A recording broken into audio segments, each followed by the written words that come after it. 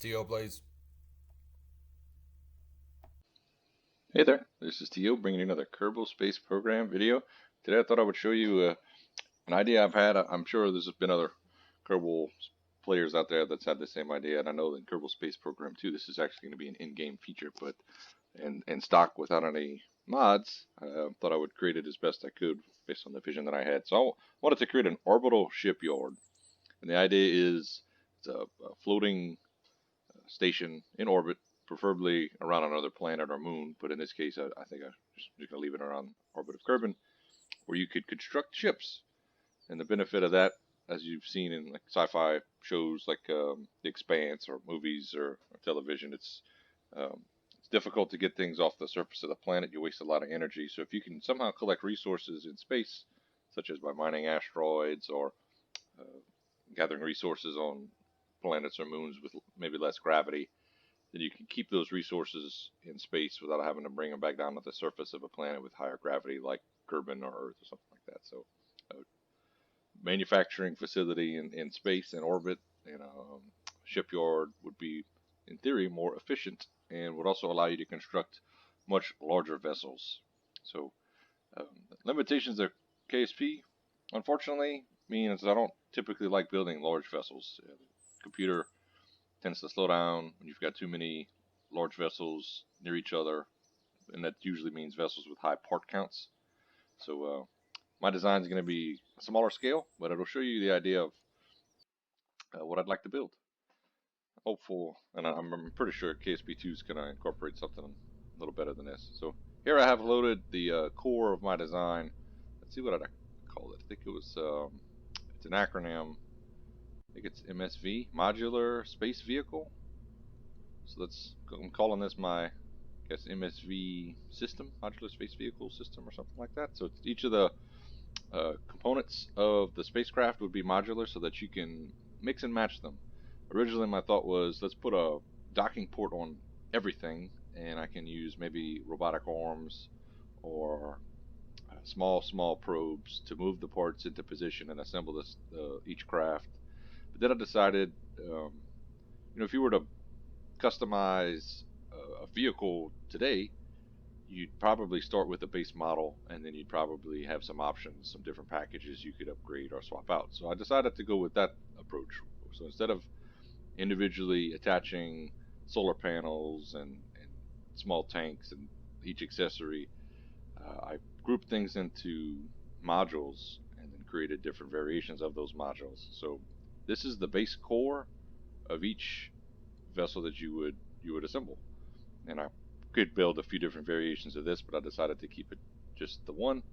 It's got a probe core, Clampotron docking port, a shielded docking port on the top, some solar panels, communication, and inside a reaction wheel, a couple monopropellant tanks are hidden in there, right there. I got one of the what's it called? RTGs, radioisotope thermoelectric generators, and yep. So this will basically be the brain of all the ships, and give me a little bit of well, it's a little more power than I should need. So this counts as also, I guess, a utility module, and then from this, everything else can be added to the ship. Go drag this up a little. Next, in my advanced mode, go to the sub-assemblies tab. Got a bunch of sub-assemblies already done. So there's my MSV modular space vehicle sub-assembly list. MSV1 is the probe itself, and then let's see, E is the engine module. So I've got two engine modules. I guess I'll come back to the engine modules then. We'll assemble top to bottom, and E would technically be last. Everything else could be in between. Let's see. So F is fuel. So I guess I'll put that second to last. Usually I'll put the fuel right before the engine just to keep I guess, more of the mass towards the bottom. P would be payload. So P is going to be, I guess, the next logical thing to add. So it's got a probe core. Technically, we don't need to add Kerbals, but I think at least 2 or 3 of the payloads account for Kerbals. This payload is the science payload, just the science experiments. that you would run, a place for a scientist to grab onto, and you can run the experiments, load them into the experiment storage unit, and a couple more experiments on the back. So, yep, if you needed a science vehicle, you'd add that payload. I guess I'll go ahead and leave it on just to show you. Payload 2, a hitchhiker storage unit. So seats 4 Kerbals. Each module, as you can see, it's got the RCS thrusters. This one, let's see, where would it be hidden? Maybe I actually forgot to add them to this module, but didn't forget on this one. On the outside, let me make a mental note to come back and update payload 1. I'm going to kick myself if I didn't add them. Each of the payloads has a small probe core, at least one RCS tank, and a battery, because that little probe core doesn't have a lot of charge.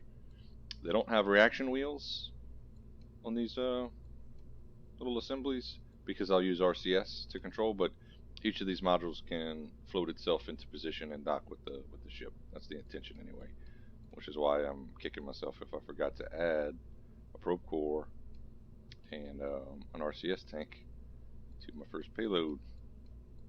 But it was the first payload that I made, so maybe the design got better as I went. Okay, payload 3 would be for 2 Kerbals instead of 4. They're basically a little shorter design, and I hid all the accessories in the doors there on the side. It's also got room for the inflatable airlock, which is the smallest of the 3 docking ports. If you had a really small vehicle, you could dock with this one. Let's see, so I'll go ahead and take off the second payload. We won't send 4 Kerbals if we were to build this vehicle. We'll only send the 2. Payload 4, lastly, is the science lab, or the mobile processing lab.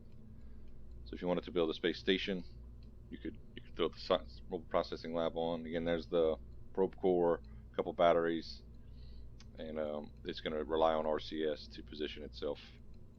And there is an RCS fuel tank, right? We'll find out if I forgot to put an RCS tank, because all of these things are floating in orbit, and I'll show you guys that station here in a second. So that's all 4 of the payloads. And we'll go back up to fuel. So there's 2 fuel options, a shorter tank and a larger one. So something like this, 2 Kerbals, just a science module. I think just one of the shorter tanks would be sufficient. And we'll see what our delta V is in a second. And then lastly, the 2 engine options. We've got one engine option. They're both poodles, but one's got landing legs for a lander, and the other is the other variant of the poodle, and no landing legs. This would be suitable for an orbital station.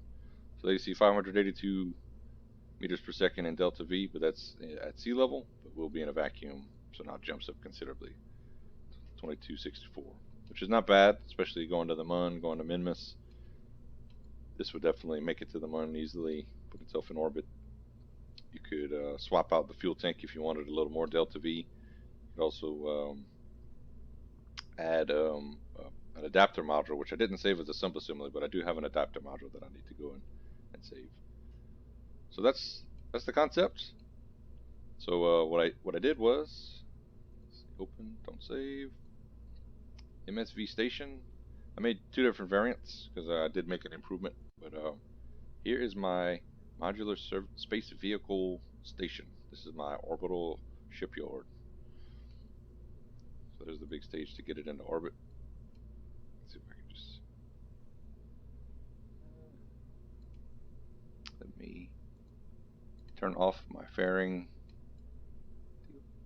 So that's what the station looks like, and you'll see it in a second in orbit. I decided it needed a shield around it, just like the vehicle assembly building that I'm in now, because in space you've got small you got small debris flying around, incredibly high speed, so in theory you'd want a shield around the bulk of your station. And there is no door, just like this vehicle assembly building. You can see straight out of it. The door is open. Let's pretend there is a door that's retracted. So that's going to allow me to come in and out with my assembled vehicles. The 3 columns in the middle are stacks of engines, the different engine modules. So there's 4 of the lander variant and 6 of the non-lander variant. So you would just select one of these engines and start assembling above it. And once your assembly is done, there is a decoupler that you would activate to kind of push it away from the station. And that allowed me to stack engines on top of each other. The rest of the components you need are assembled around the perimeter there. I've got 6 of the core modules. There's 3 sets of 2 there. And then these 3 tanks connected to the center core have 3 modules each. There's the coupling that I was talking about. I might actually save that as a subassembly now. It's got the some little tanks hidden inside there for my RCS thrusters. It's got a hidden probe core. So let me go ahead and let's see if I can grab. This is how you create a subassembly. So we'll call it MSV, SV. Let's see, I'm sure we haven't done S yet, so S would be structural. If I come up with some other structural parts, add those. So there's got 2, just 2 of those. I thought that would be a good accessory for building a space station. So I added 2 of those. I only have 2 science labs because again, it's probably better for a space station, which you might not need an awful lot of. Let's see, 4 of the is that 4?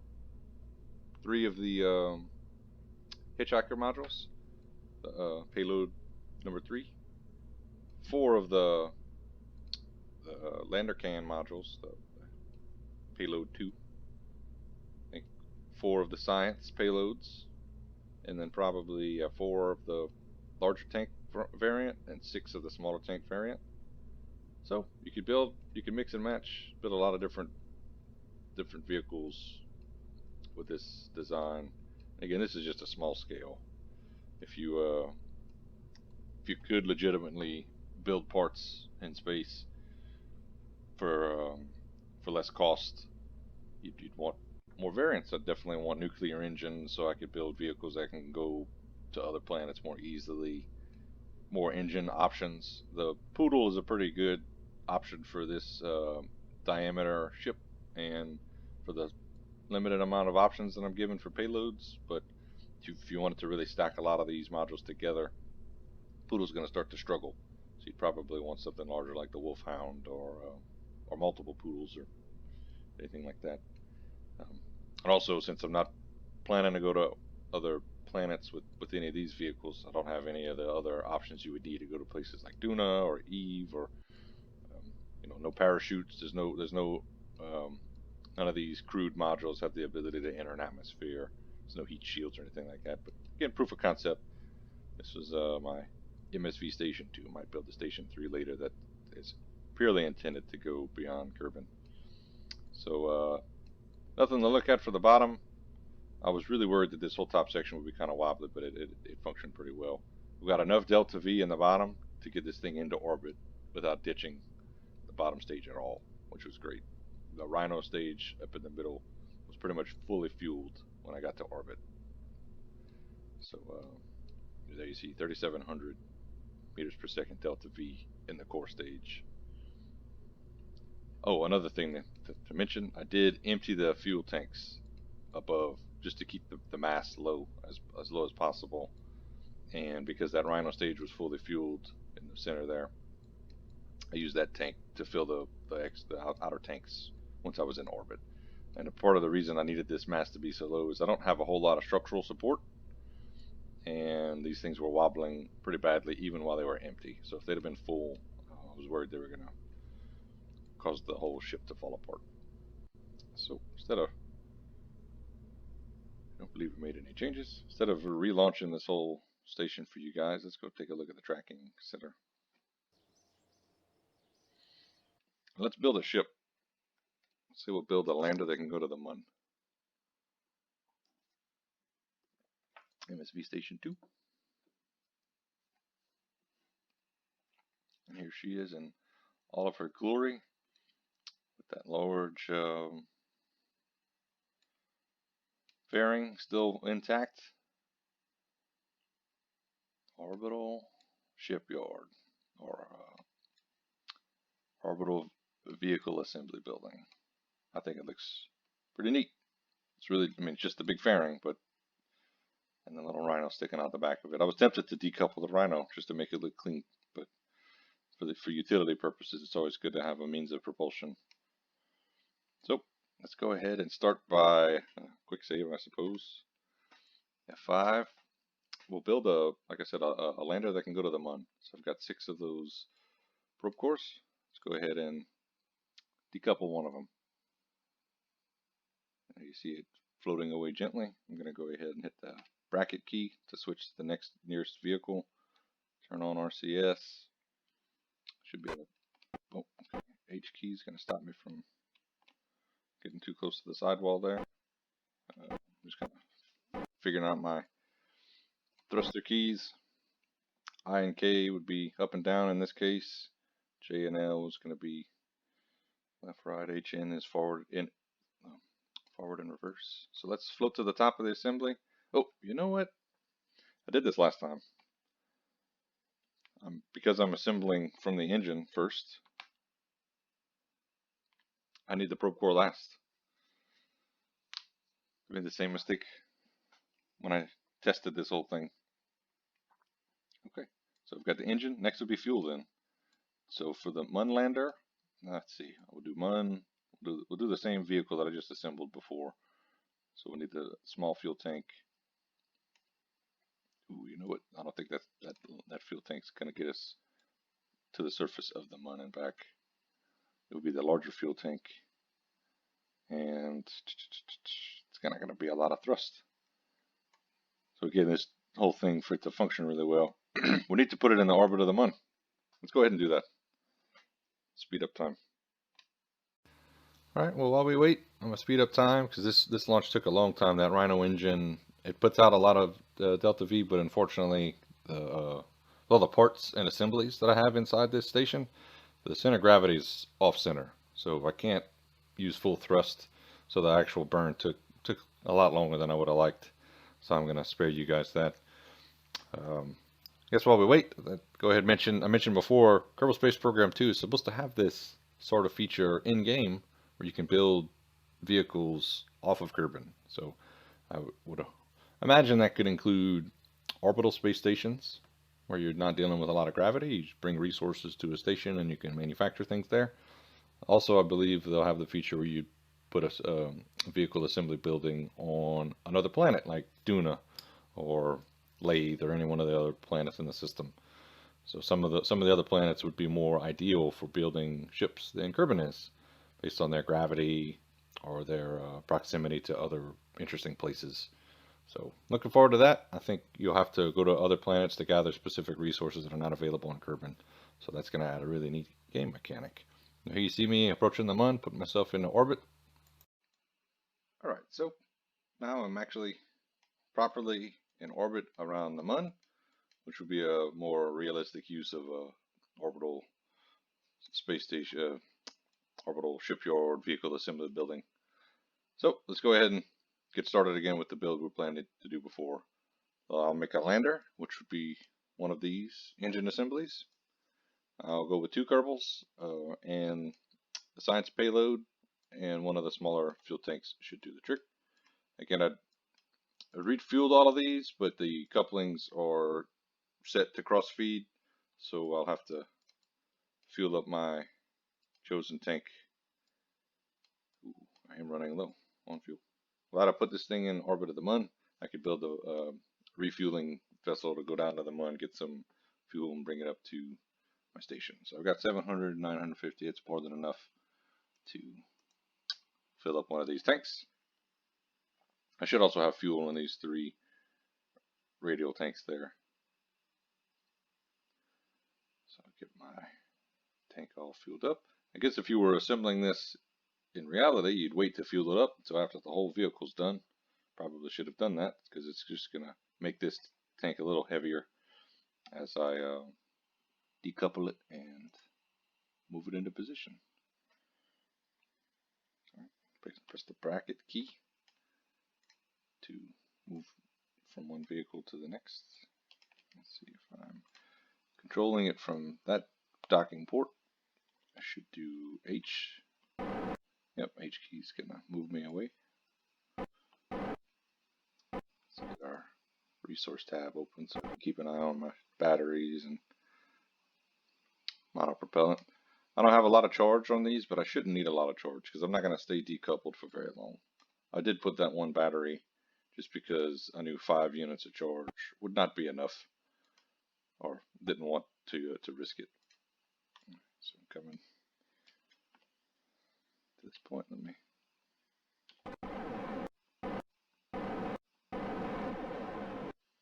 start slowing down here.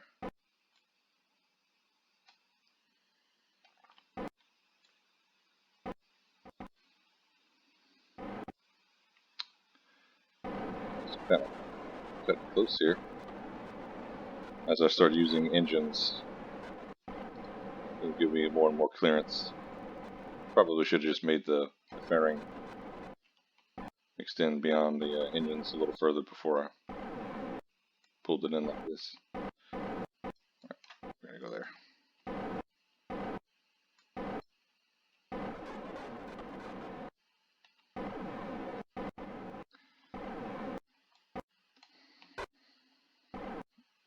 I'm also going to start controlling from there.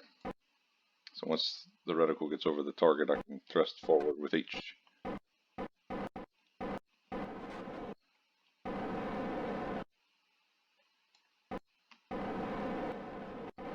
Now I can kind of ignore the craft itself and just look at the reticle.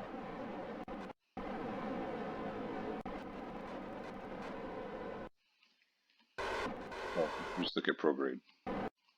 So prograde's aligned with the target. As I come in, I'd like to align tabs on the docking ports just so it looks somewhat uniform. Let me go ahead and rotate a little. That should align. Alright. Not perfect, but that'll do. Alright, so we got our fuel tank. Now, I guess I'll go ahead and put science next, and then crew module last, and then my probe core. So decouple. And here's where I find if I've got a, nope, okay, so that whole assembly stack there doesn't have a probe core, or, well, we'll find out in a second if it's got monopropellant. I don't think it does. So let me see if I can grab it with the next module.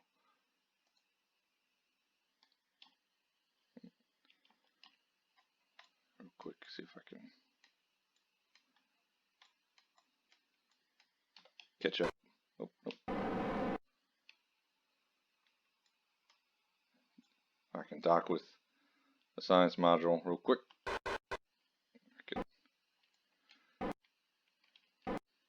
Oh, this is kind of tough.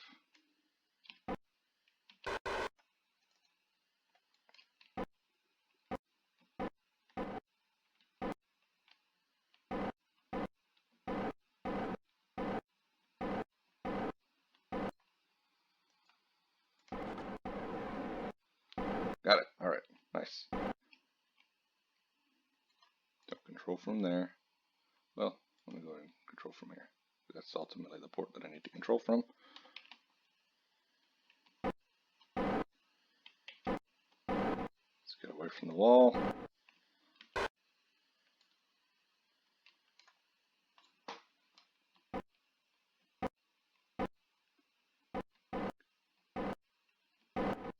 Kind of start to position myself over the new target, which is the tank.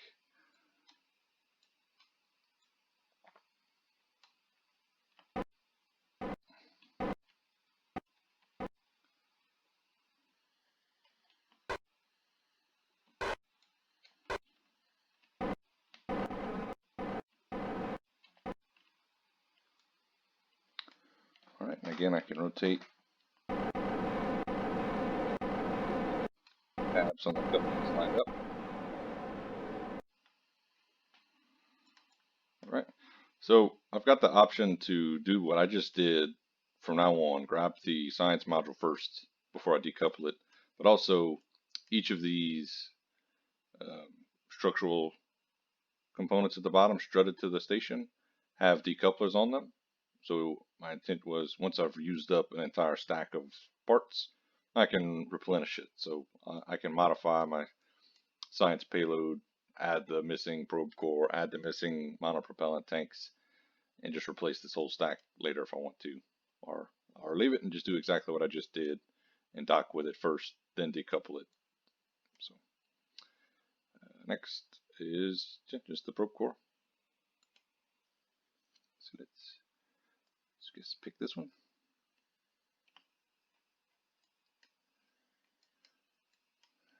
And it's got a probe core on it, so naturally that's going to be the point that I'm controlling from, which is fine for now.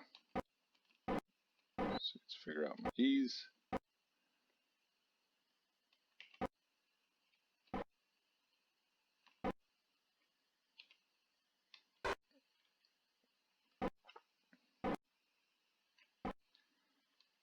K seems to be out towards the top of the station. I would be back towards the bottom. J and K would be left and right. H is towards the center. N is towards the outer wall. Let me go ahead and control from there then. Turn the bottom port just to make sure my alignment's better. H towards the center. Select my target. So I've got a reaction wheel. I don't need to use monopropellant to reorient myself. So let's go ahead and just use the reaction wheel. I can also select target because this module's got a proper probe core on it, whereas before I did not have a probe core. Okay, as I'm rotating, as I'm flying over the station, start to position myself. I don't want my antenna and my tab to line up with the antenna to line up with the window of the lander there. So my solar panels will be sideways. Yeah, that'll work, I think. Yep. All right, we got our first vehicle assembly done. It should be fully fueled, ready to disembark. Let's do F5. Put my action group real quick. Title some solar panels. This is a lander, so I like to set my solar panels to an action group so I can extend and retract them as I'm going into land somewheres. Don't have any Kerbals on board. This will just be a automated vehicle. And there's the decouplers on each of the engines.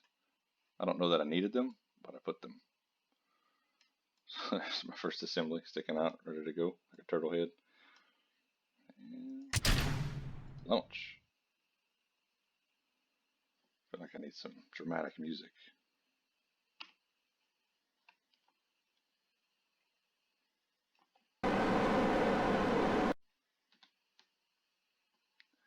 Look at that shadow. I planned it that way. And there you have a orbital vehicle assembly building slash shipyard. Go ahead and place an order.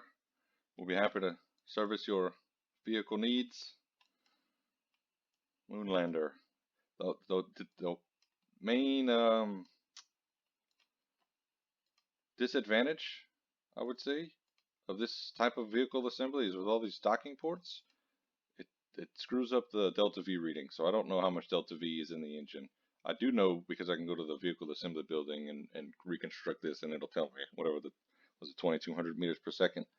But because the fuel tank is on the other side of the decoupler from the engine, it's not going to calculate for me. So that could be troublesome. But besides that, it works pretty well. Because the vehicle is relatively small, it's not too flexible. Ordinarily, docking ports give you a lot of spaghetti effects, but in this case, it did not. So let's see. Go ahead and land this thing. Let's not fly through the space station though.